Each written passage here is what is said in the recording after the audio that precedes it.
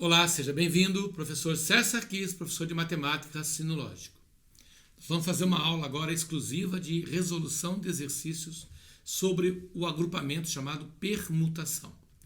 Na aula anterior nós vimos que a permutação pode ser sem repetição de elementos, quando não há elementos repetitivos, ou com elementos repetitivos, né?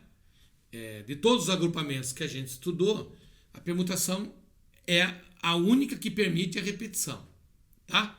Pelo menos para o que nós já estudamos aqui. Ok, senhores? Muito bem. Então nós vamos fazer agora uma série de exercícios que trabalham com o conceito da permutação. Vamos lá para a nossa primeira questão do ano de 2019, tá?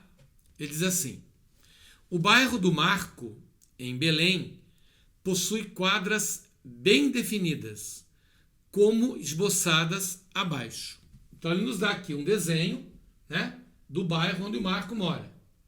Ele posiciona aqui o X, o Y e o Z.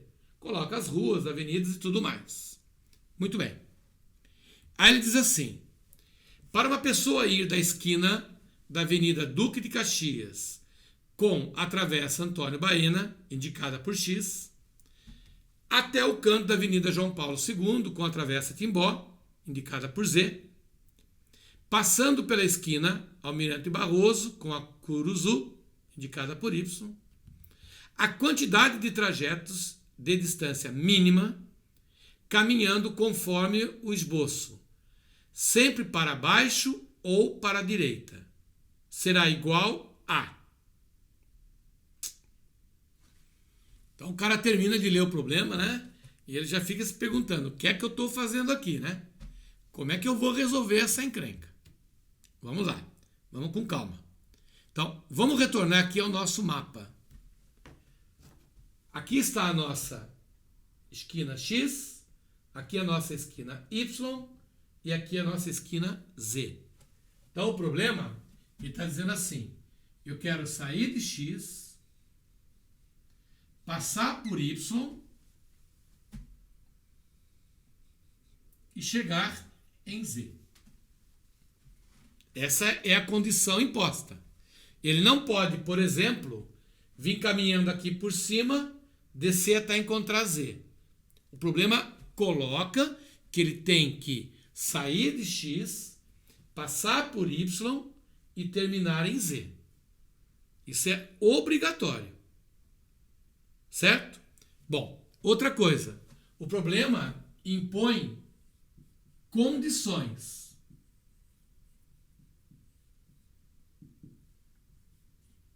Primeira condição. Vamos dar uma lida no texto final. Ele fala assim: a quantidade de trajetos de distância mínima. Distância mínima. Então, eu sempre tenho que percorrer o menor caminho. Essa é a primeira condição. Percorrer o menor caminho. Segunda condição: eu tenho que sempre me locomover para baixo ou para a direita. Eu sempre tenho que percorrer esses caminhos no sentido para baixo ou para a direita. Então, por exemplo, eu tenho que fazer uma trajetória do tipo assim: eu posso descer, eu posso virar para a direita. Mas jamais eu poderia subir. E nem tampouco me deslocar para a esquerda. Eu só posso seguir esse caminho, descendo, ou para a direita. Jamais eu posso me locomover para cima ou para a esquerda. Perfeito? Muito bem. Então, vamos ver o que a gente consegue pensar aqui. Olha só. Quando eu for primeira etapa, quando eu for cumprir a etapa que vai de X para Y, muita atenção agora. Quando eu for de X para Y, por exemplo, eu venho aqui e faço esse caminho, ó.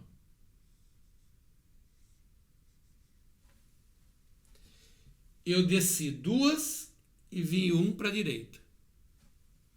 Vamos supor que eu resolvo fazer um caminho diferente.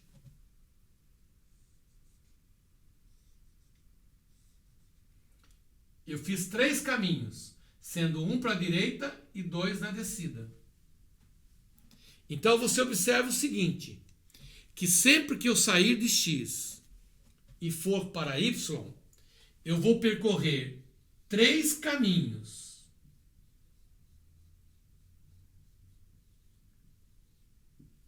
Três quadras, como você queira.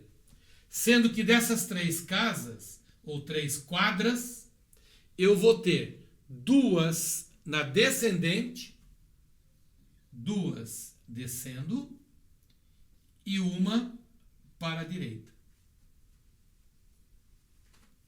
Tanto faz pelo primeiro trajeto, tanto faz pelo segundo trajeto. Então eu digo que eu tenho aqui uma permutação de 3 caminhos com repetição de 2 e 1. Com repetição de 2 e 1. Certo? Então seria fatorial de 3 sobre fatorial de 2 com fatorial de 1. Fatorial de 3 é 6. Fatorial de 2 é 2. Fatorial de 1 é 1. 6 por 2 dá 3. Conclusão, eu tenho 3 possibilidades de ir de X para Y. 3 opções. Muito bem. Agora eu vou fazer a análise do Y para o Z. Então, vamos fazer a mesma análise de Y para Z. O Y está nessa pontinha aqui e o Z está aqui embaixo. Vamos analisar. Desci 1, 2, 3, 4. Então, desci 1 e andei 4 para a direita. Vamos supor que eu fosse por cima. 1, 2, 3, 4, 1 para baixo. Conclusão. Para eu ir de Y para Z, vamos marcar aqui, ó, de Y para Z, eu sempre vou percorrer 1, 2, 3, 4, 5 caminhos. São 5 caminhos. Sendo um caminho para baixo e 4 caminhos para a direita. Em outras palavras, eu terei uma permutação de 5 com repetição de 4 e 1. Então, seria fatorial de 5 sobre fatorial de 4 com fatorial de 1. Fatorial de 5 é 120. Fatorial de 4 é 24. E 24 por 120 vai dar 5. Então, eu tenho 5 opções aqui. 5 opções. Ora, o que eu faço com esses valores? Eu somo 3 com 5 ou eu multiplico 3 por 5? Aí vem a velha história do E e do OU. Eu vou de X para Y, e de Y para Z. Uma vez que o objetivo do problema é sair de X e chegar em Y. Então eu vou de X para Y e de Y para Z. Ora, se eu tenho 3 opções aqui e eu tenho 5 opções aqui, o E caracteriza a multiplicação. Então eu tenho um total de 15 opções para resolver esse problema. Então eu tenho 15 maneiras diferentes de sair de X e chegar em Z, sempre andando para baixo ou para a direita. Fechou? E isso nós vamos encontrar na alternativa letra C. Perfeito? Questão muito boa, né? Não é uma questão que se resolve de maneira tão fácil assim. Quem já viu fazer, chega na hora da prova, vai lembrar, vai resolver. dificilmente alguém consegue, sem nunca ter visto antes, chegar e resolver essa questão na boa, né? Perfeito? Vamos lá. Vamos para uma próxima questão. Questão da banca Quadrix do ano de 2018. Uma questão bem legal, uma questão bem diferente. Ele fala assim: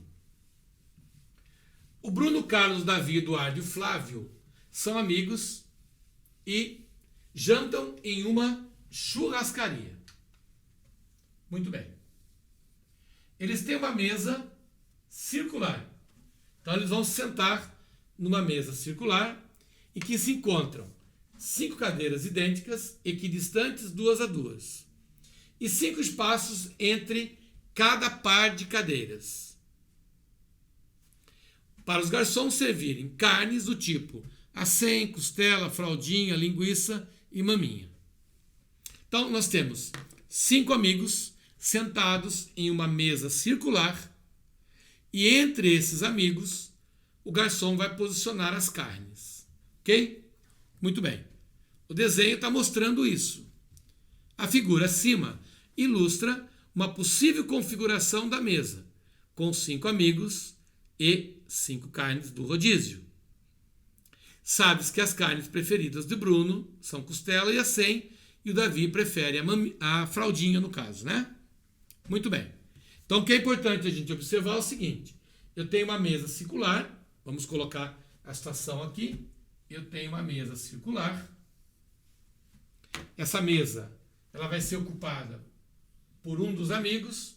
Então, o Davi, o Flávio, o Eduardo. Um exemplo, né? O Bruno e o Carlos. Muito bem. E o garçom vai colocar entre esses amigos, ele vai colocar um tipo de carne. Então, entre cada um desses amigos, ele coloca um tipo de carne. Ok? No caso, ele colocou lá a fraldinha. Vamos colocar aqui a letra F de fraldinha. Aqui o M de maminha. Depois ele colocou uma costela aqui, letra C. Ele colocou um acém, letra A. E colocou a linguiça, letra L. Perfeito? Muito bem. O problema estabelece o seguinte: com base nessa situação hipotética, julgue o item a seguir. O número possível de configurações da mesa, contando que os 5 amigos estejam sentados. Então, os 5 amigos estarão sentados em torno dessa mesa circular. E as 5 carnes estejam entre cada par de cadeiras. É maior que 3.000.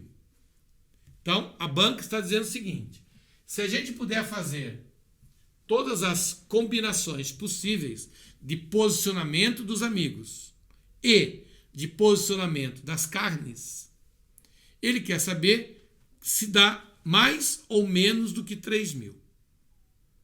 Muito bem. Então eu trouxe essa questão para a nossa aula pelo seguinte motivo.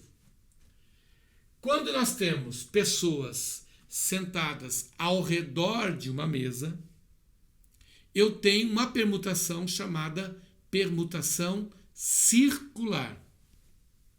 Então, quando você tem pessoas sentadas em uma mesa circular,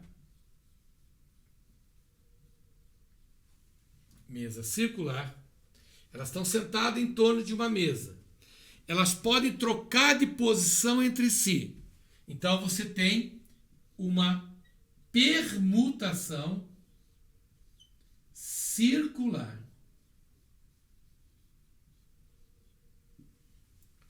Bom, aí você está perguntando, tá, Sérgio, mas qual a diferença nesse caso? O que é o fato de ser permutação circular vai interferir no meu resultado? É que assim, na permutação circular de N elementos, no meu caso aqui são 5 elementos, na permutação circular de 5 elementos, o cálculo da permutação é feito da seguinte maneira. É n menos 1 fatorial. Então, por exemplo, como são 5 amigos, então a permutação circular de 5 seria 5 menos 1 fatorial. Então, a permutação circular de 5 seria fatorial de 4. E o fatorial de 4 é 24. Em outras palavras, esses 5 amigos, eles podem sentar-se de 24 maneiras diferentes em torno dessa mesa. Então, os amigos, por estar numa mesa circular, eles trocam de posição entre si. Então, é uma permutação circular entre 5 amigos, cuja fórmula é n menos 1. 5 menos 1, 4. 4 fatorial, 24. Muito bem. Já no que diz respeito às carnes podem trocar de posição entre si. As carnes podem trocar de posição entre si. Então, já no que diz respeito à carne,